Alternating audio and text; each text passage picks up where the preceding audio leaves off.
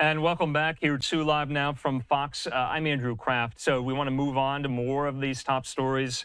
Let's go now out to Washington. This is a pretty cool vantage point there.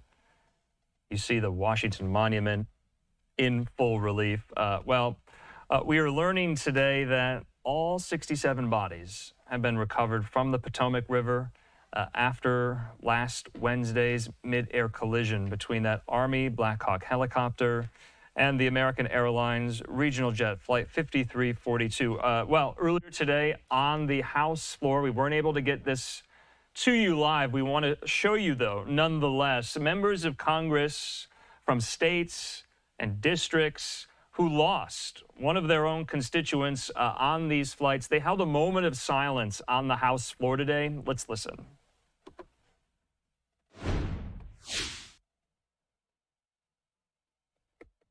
Together, we represent the districts and states impacted by the heartbreaking crash of Flight 5342 at a United States Army Black Hawk helicopter. American Eagle Flight 5342 left my hometown of Wichita, Kansas at 5:22 p.m. with 60 passengers and 4 crew members on board. They were young skaters, a rural Kansas couple, a college student, a group of friends returning from an annual hunting trip, and so many others who were taking a routine flight from the air capital to our nation's capital. Their lives came to a tragic end within view of the DCA runway when a collision occurred with a Black Hawk helicopter over the Potomac River. As we know, all 64 passengers and 3 Army soldiers perished. As we mourn the loss of these 67 individuals, there are truly no words to adequately describe the heartbreak we feel. We grieve with the families and friends they left behind and pray for those in our districts who are still in shock at the loss of their loved ones. Together, we commit to finding answers and to working to ensure another tragedy like this doesn't happen again. In homes, churches, and community gatherings across the country, Americans have paused to honor the 67 souls who perished last week. Tonight, on this first meeting of the full House since the tragedy, we will do the same. Mr. Speaker, I ask the House observe a moment of silence to remember the lives lost and the family and friends left behind. The chair asks all members in the chamber, as well as members and staff throughout the Capitol, to please rise for a moment of silence.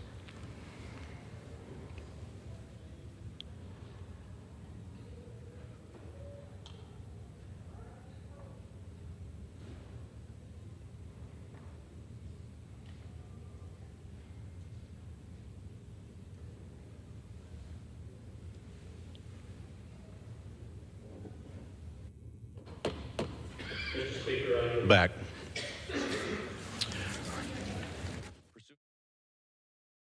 All right, there you have it. You heard there many members of Congress on the House floor now back in session since the deadly midair collision last Wednesday over the skies of the Potomac River near Reagan National Airport, taking the opportunity to hold a moment of silence for all 67 victims of these crashes. And we know, and we brought you the news just now, that according to DC Fire and EMS, all 67 bodies have been recovered from the Potomac River. And that member of Congress there, that was Republican Congressman Ron Estes.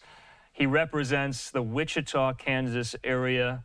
Remember, that was an inbound flight from Wichita, Kansas to Reagan that never made it there. In the meantime, I want to read out this statement from DC Fire and EMS. They say this: after extensive search and recovery operations, Unified Command confirms the recovery of 67 victims from the aircraft collision. At this time, 66 of the remains have been positively identified. This marks a significant step in bringing closure to the families and the community. They say this effort was made possible through the tireless work of DC Fire and EMS, the Metropolitan Police Department, the Metropolitan Washington Airports Authority, police and fire departments, fire and police departments across the National Capital Region, the U.S. Army Corps of Engineers, the U.S. Navy Supervisor of Salvage and Diving, and the U.S. Coast Guard. Their dedication and expertise have been instrumental in this complex and sensitive mission. They say the Office of the Chief Medical Examiner continues its work to ensure the dignified identification of remains and support the families through this process. So a little under a week since this horrible tragedy took place, all 67 bodies have been recovered from the wreckage and from the Potomac. In the meantime, back out live there to Washington, the investigation continues into this mid-air collision. I want to put up some new reporting in from Fox News correspondent Jennifer Griffin at the Pentagon. She has this according to the NTSB. Let's take this. All right, so this is what we know. According to the NTSB, Jennifer Griffin reports that the Black Hawk helicopter was flying at 300 feet when crash occurred. She says this is 100 feet higher than the 200-foot ceiling for helicopters flying in the National Capital Region. And she goes on to quote some of these sources at the NTSB, saying that the NTSB has also been provided updated information that shows the air traffic control tower display at DCA is fed by the Potomac TRACON. The TRACON fuses information from multiple radar sensors and ADS-B data, providing the best quality flight track data to air traffic control. She says, according to the NTSB, that this data showed the Black Hawk was at 300 feet on the air traffic control display at the time of the collision. So remember, that was a key question. Remember, according to Transportation Secretary Sean Duffy, he said both the flights on the night of the collision were on standard flight paths. But what about the altitude?